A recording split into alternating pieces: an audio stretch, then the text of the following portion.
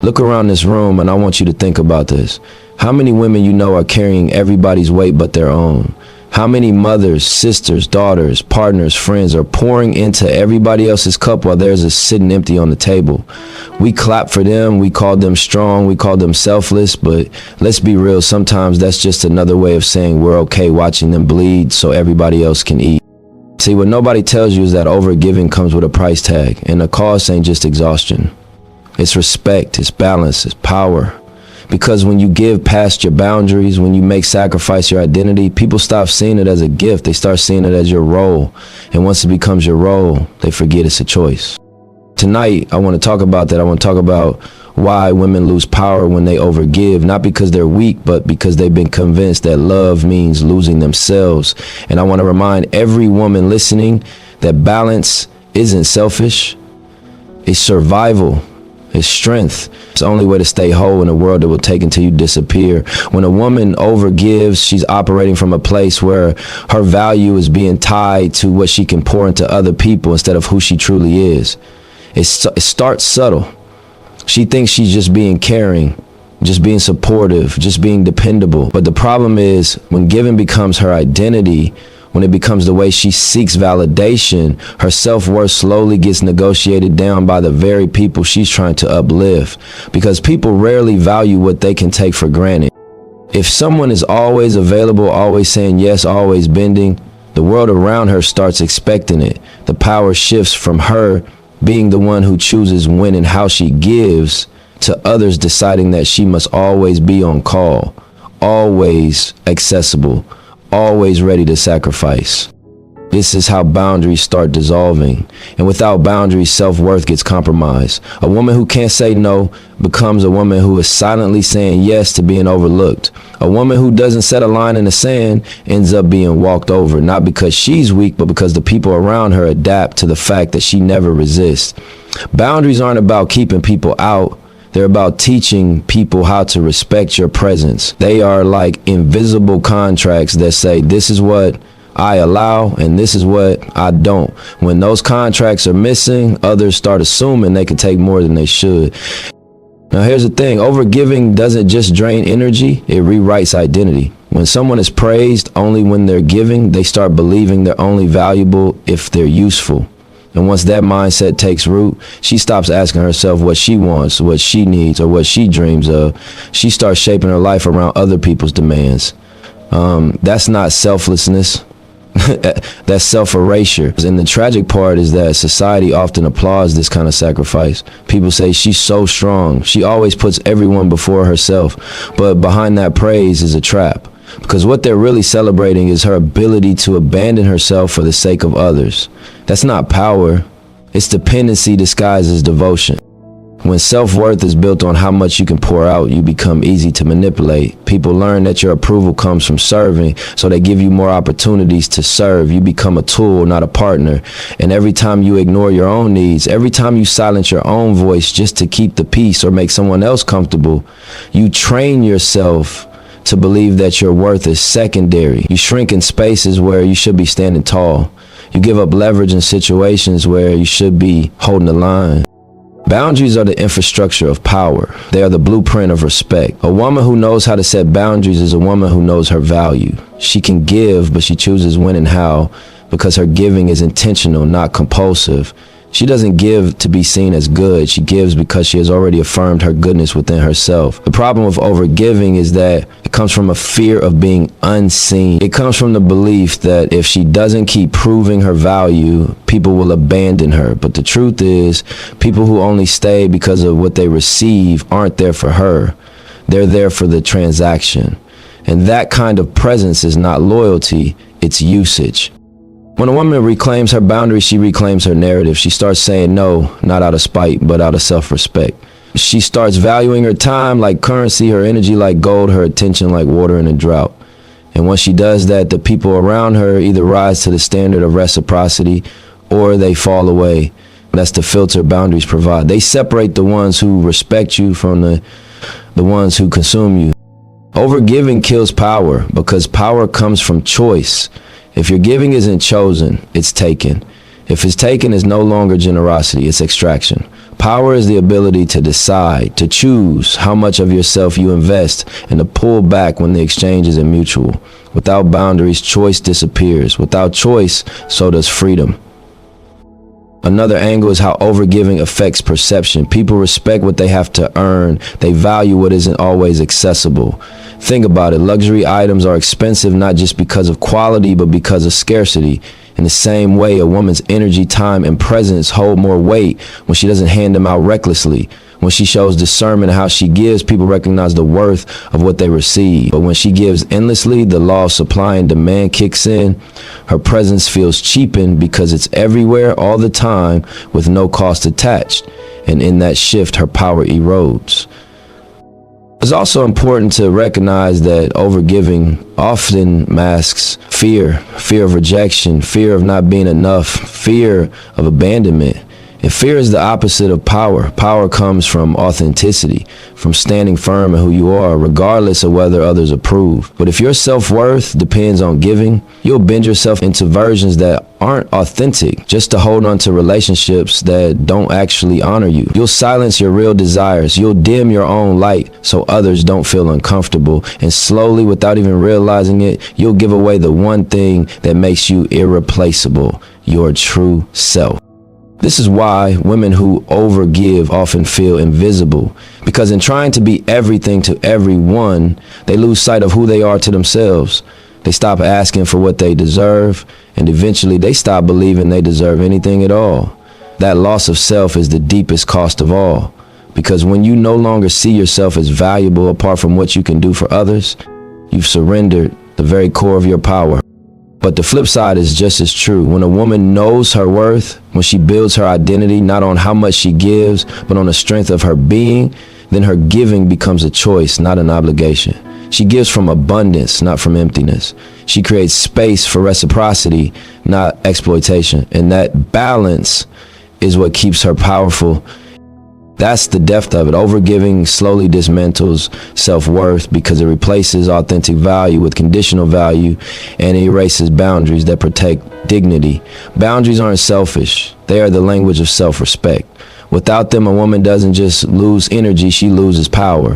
When a woman gives too much of herself, it's not just her time and attention she's handing away, it's her life force. Energy is the most valuable resource any human being has, and when it's depleted, nothing else can be sustained. Overgiving becomes an invisible leak, a constant drain that slowly wears her down. It begins with small gestures, little sacrifices that seem harmless. A favor here, a late night call there, putting someone else's needs before her own because she doesn't want to disappoint. One or two moments don't break her, but the pattern becomes habitual.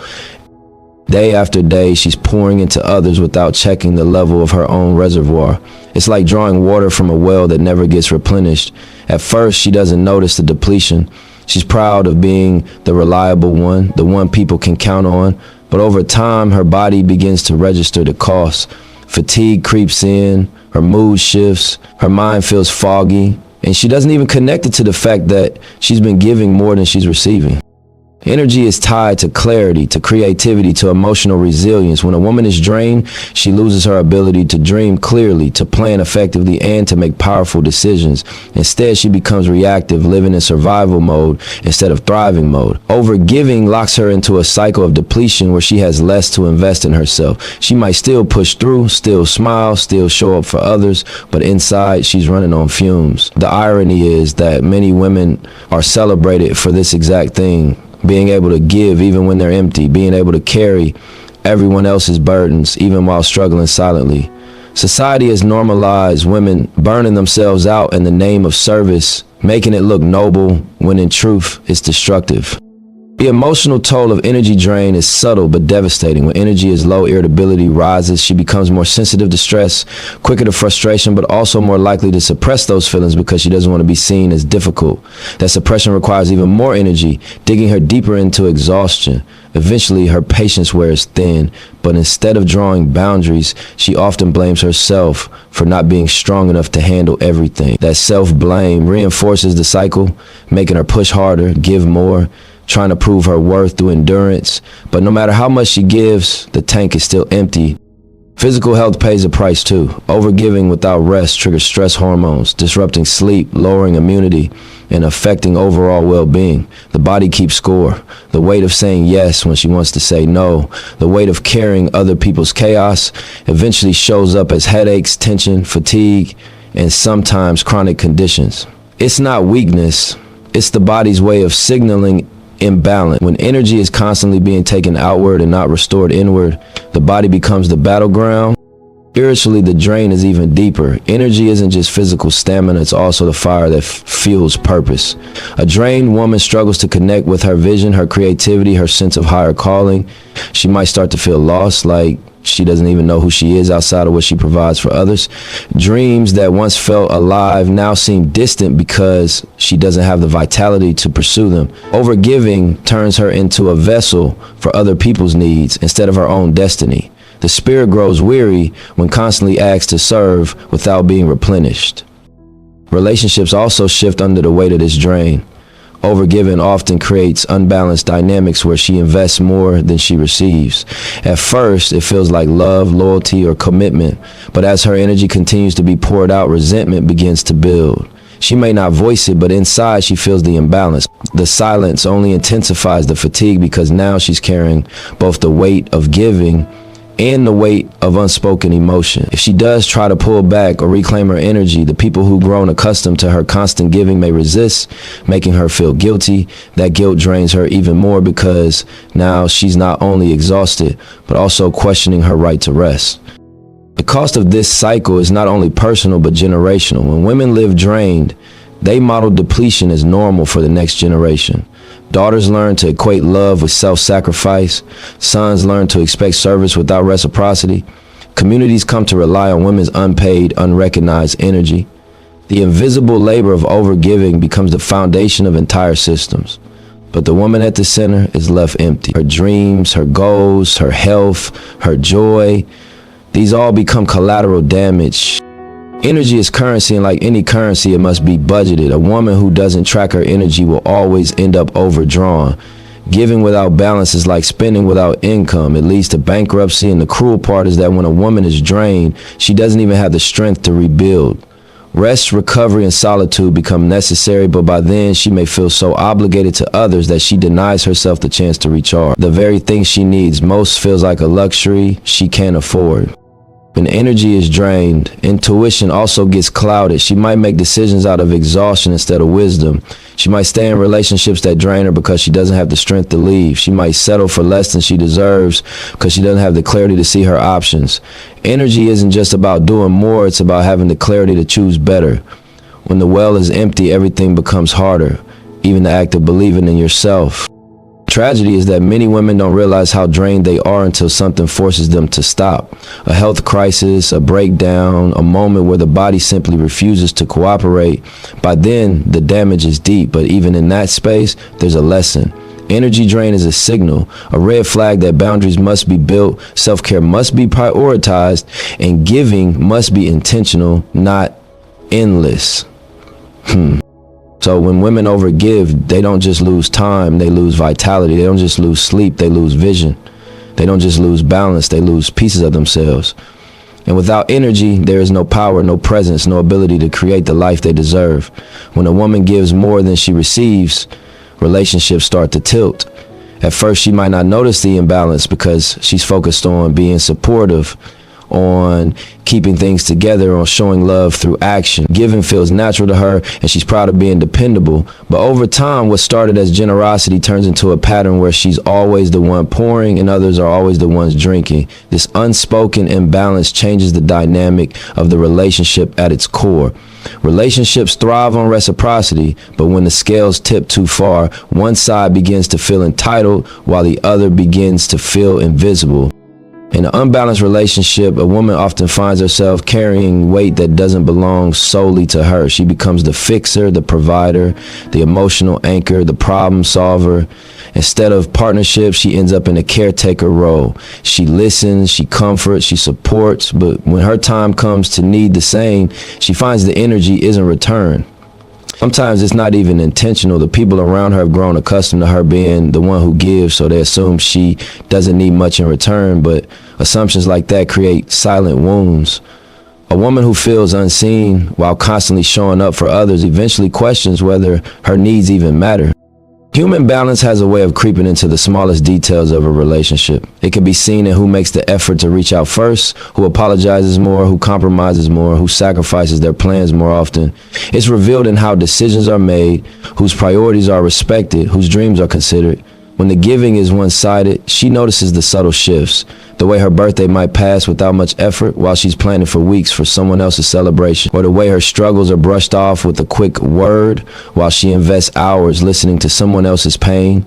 The message isn't always spoken, but it's felt. Her presence is expected, but not honored. This imbalance doesn't just cost her energy, it costs her identity inside the relationship. Over time, she begins to shrink her needs, convincing herself that asking for more would be selfish. She might silence her opinions to keep the peace or stop expressing her desires because they're rarely prioritized. The imbalance becomes internalized and she starts to live like her role is to accommodate rather than to be equal. What began as love turns into a silent contract where her worth is tied to how much she can carry for someone else. The most dangerous part of unbalanced relationships is how they normalize unfair dynamics. A partner, a friend, or even a family member may not even realize they're taking advantage because they've adapted to the pattern. If every time they need something, she delivers, and every time she needs something, she stays quiet, then the expectation solidifies. She is the giver. They are the receiver. Even if the relationship started with good intentions, imbalance has a way of shifting power until one side feels in control while the other feels like a resource. Emotionally, this leaves her in a state of quiet resentment. She still loves, she still cares, but underneath, there's a weight. She may smile and say everything's fine, but inside she feels drained and unappreciated. Resentment is the shadow of imbalance, and it grows heavier the longer the cycle continues. Eventually it erodes trust and intimacy because she doesn't feel safe enough to be her full self. She feels used rather than cherished. Financially or practically, imbalance can also manifest. She might find herself contributing more resources, taking on more responsibilities, or always being the one who adjusts her schedule. Sacrifice becomes second nature to her, but it doesn't always come back around. And while she tells herself it's love, love without reciprocity turns into exploitation. The longer she gives without balance, the more the relationship teaches her that her role is to provide, not to be provided for. The danger is that imbalance often feels comfortable to the other party. Why would someone change a situation where they're constantly benefiting? That's why the responsibility to shift dynamics often falls on the woman who has been overgiving. She has to recognize that the imbalance exists, and she has to decide to reclaim her side of the scale. But doing that isn't easy because she's been conditioned to believe that love means sacrifice, that being strong means carrying more, that her value comes from being needed. To challenge that imbalance, she has to challenge those beliefs. When imbalance is left unchecked, it creates dependency. The other person becomes reliant on her giving, and she becomes reliant on the identity of being the one who gives. It traps both people in roles that are unhealthy. The receiver doesn't grow because they're constantly being supported, and the giver doesn't thrive because she's constantly depleted. Balance isn't just about fairness, it's about growth. In a balanced relationship, both people evolve because they both give and receive. But in an unbalanced one, growth is stunted. One person stays comfortable while the other stays tired. Unbalanced relationships also distort respect. People respect what they see as strong, rare, and self-contained. If someone always gives without pause, it may look like generosity, but it can also breed a lack of appreciation. The receiver begins to expect rather than respect. They stop saying thank you because the giving no longer feels like a gift, it feels like a duty. And once gratitude disappears, so does intimacy. What's left is obligation disguised as connection. For a woman inside this cycle, the hardest part is realizing that balance is not selfish. Balance is love in its truest form because it allows both people to exist as equals and ensures that her needs are not just an afterthought but a priority. It affirms that she is not just a role to fill but a person to honor. Breaking the cycle of imbalance requires courage, the courage to say no, the courage to ask for more, the courage to risk disappointing someone in order to respect herself. Relationships reflect the energy invested in them, and when a woman stops over giving, she forces the dynamic to recalibrate. The ones who value her will adjust, learning to pour back into her with the same consistency she has shown. The ones who only valued her for what she could provide will fall away. Either way, balance returns, and with it, her sense of equality, dignity, and power. Respect and reciprocity are the backbone of any real connection, whether it's in love, friendship, family, or business. When they're present, relationships thrive because there's a steady exchange of energy, attention, and care. When they're missing, the bond may still exist on the surface, but underneath it begins to rot. For women, overgiving often becomes the doorway to losing both respect and reciprocity, because when one person constantly shows up while others only take, the balance shifts in ways that strip power from the one who gives the most.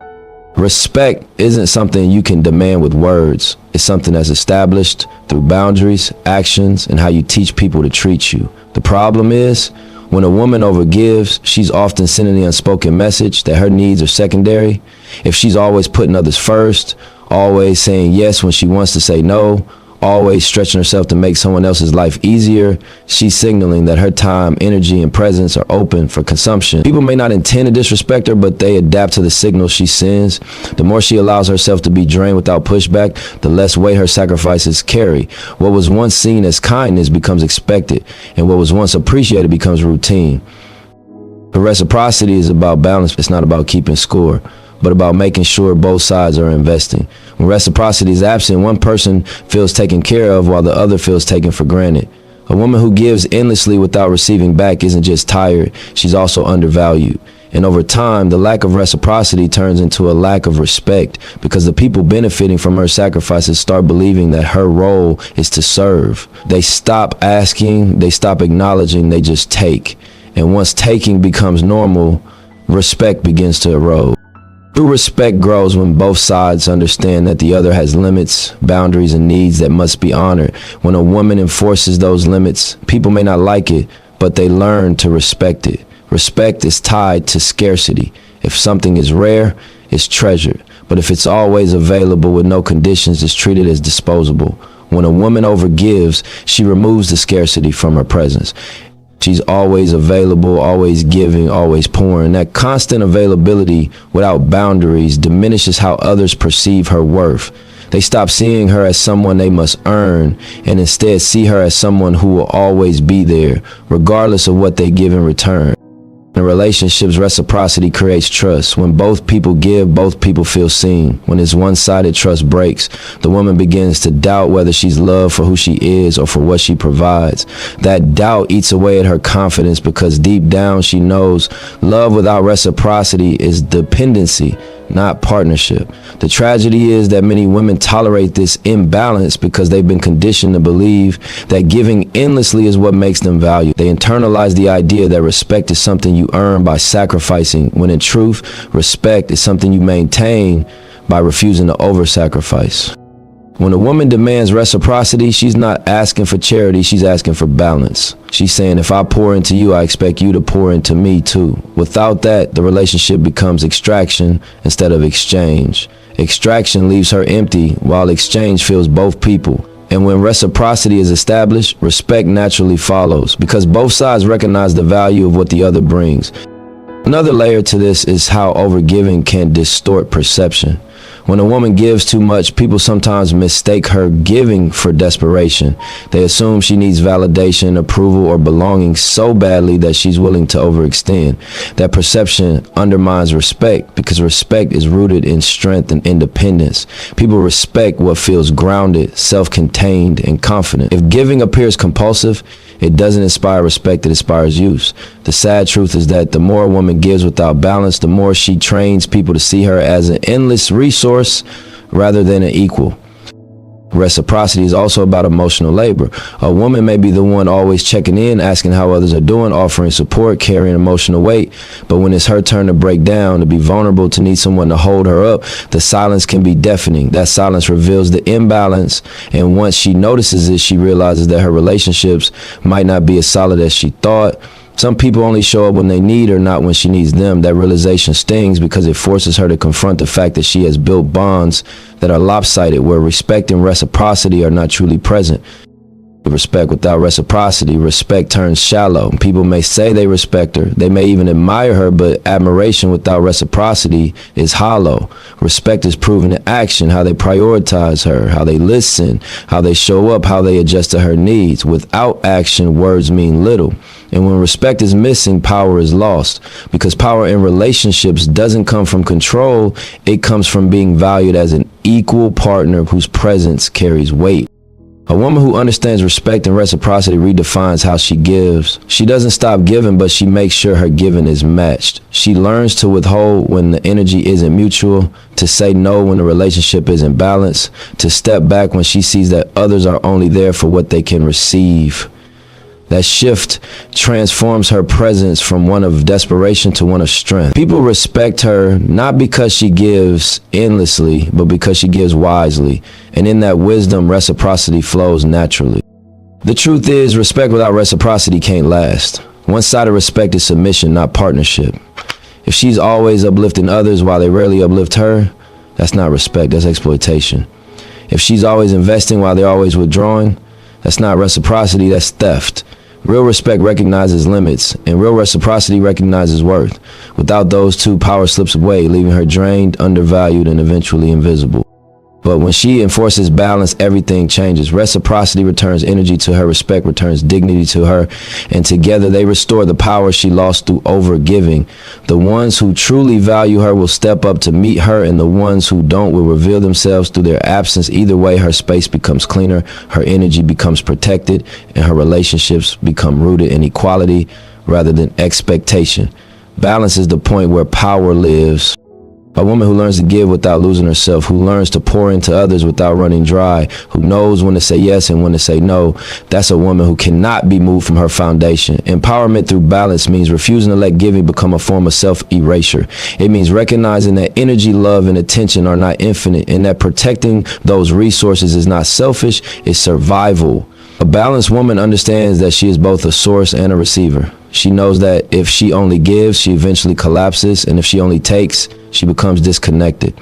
True empowerment happens when she allows herself to exist in both roles, giver and receiver, nurturer and nurtured, strong and vulnerable.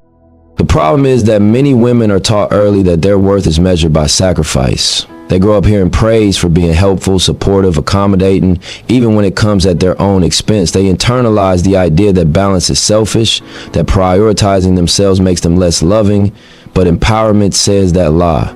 Empowerment says your life belongs to you first. If you burn out trying to keep everyone else warm, what do you have left for yourself? Balance reframes giving. Instead of being an endless outpouring, it becomes intentional. She chooses who she gives to, when she gives, and how much she gives, based on whether the exchange builds her up or tears her down. That choice is power. When balance is in place, her energy changes. She's no longer running on depletion, no longer resentful, no longer weighed down by obligations she never agreed to. She operates from a place of fullness. And when you give from fullness, it doesn't weaken you, it strengthens you. Empowerment through balance is about preserving that fullness, guarding it like treasure. Because when she is full, her giving is powerful. Her love is not desperate, it's deliberate. Her kindness is not taken for granted, it's respected. Her presence doesn't feel like something to exploit, it feels like something to honor. Balance also means learning to say no without apology. A woman in balance knows that no is not rejection, it's protection. It's the act of drawing a line that says, I will not lose myself to meet your needs. This is where empowerment comes alive, because every time she says no to something that drains her, she's saying yes to herself. And saying yes to herself is the ultimate declaration of worth. A balanced woman does not feel guilty for resting, for prioritizing her health, for choosing solitude, for protecting her peace. She knows that those acts of self-preservation are the foundation of her strength. Without them, she cannot sustain the life she wants or the love she deserves. Empowerment through balance also transforms relationships. When she requires reciprocity, the people who value her rise to the occasion.